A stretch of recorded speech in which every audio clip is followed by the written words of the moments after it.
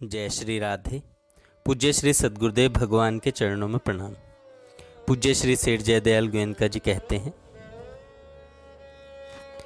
नाम के जप में अधिक भूल नहीं होनी चाहिए। जिस समय भगवान का नाम याद आए उसी समय बिना नाम स्मरण के बीते हुए काल के लिए पश्चाताप करना चाहिए। मन में कहना चाहिए कि राम राम, मेरा इतना समय व्यर्थ हो गया, मैं असावधानी से अनाथ की तरह ठगा गया। हे हरि, मैं आपकी शरण हूँ, आप ही अनाथों के रक्षक हैं। मैं नाम मात्र के लिए अपने को अनाथ तो मानता हूँ, आप करुणा सागर हैं।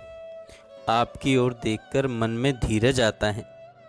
अगर मैं अपनी ओर देखता हूँ तो मेरी हिम्मत नहीं होती, पर जब आपके स्वभाव, सुहृदता, दयालुता और प्रेम को देखता हूँ तो बड़ी हिम्मत होती है।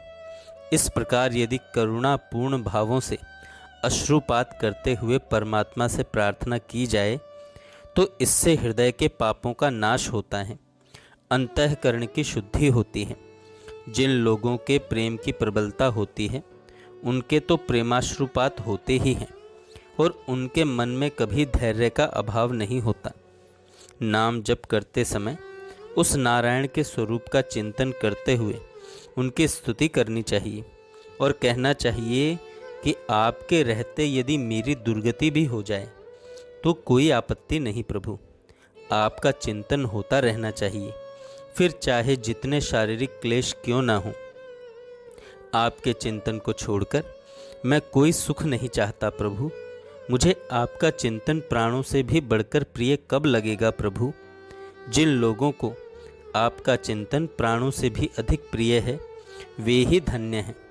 जो ऐसे नहीं हैं उनका तो मनुष्य देह धारण करना सर्वथा व्यर्थ ही है। साधन को, भजन को प्रबल बनाने के लिए विशेष चेष्टा करनी चाहिए, साहस नहीं छोड़ना चाहिए। सेठ जी कहते हैं, पूर्व काल में हजारों वर्षों तक लगातार चेष्टा करने पर भगवान के दर्शन हुआ करते थे, परंतु अब तो बहुत ही शीघ्र हो सकते हैं।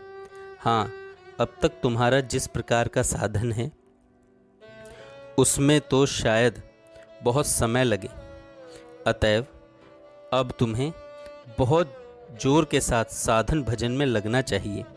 श्री नारायण देव का साक्षात्कार किए बिना यहाँ से जाना पड़ा तो बहुत बड़ा नुकसान है। मनुष्य देह बहुत ही उत्तम कर्मों से मिलता है और यह केवल भगवान की प्राप्ति के साधन के लिए मिला है।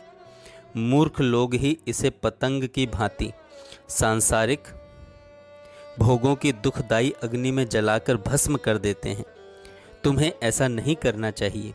संसार के भोगों को अग्नि के सदृश मानकर उनसे बचना चाहिए।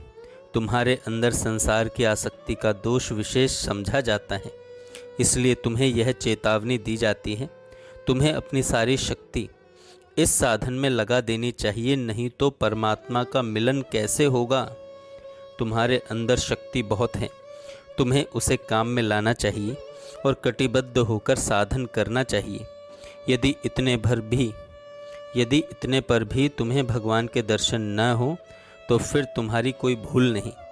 कुछ समझ में नहीं आता कि तुम इस तुच्छ संसार के नाशवान क्षण भंगुर और अनित्य भोगों के लोभ में फंसकर अपने अमूल्य समय को किस लिए धूल में मिला रहे हो।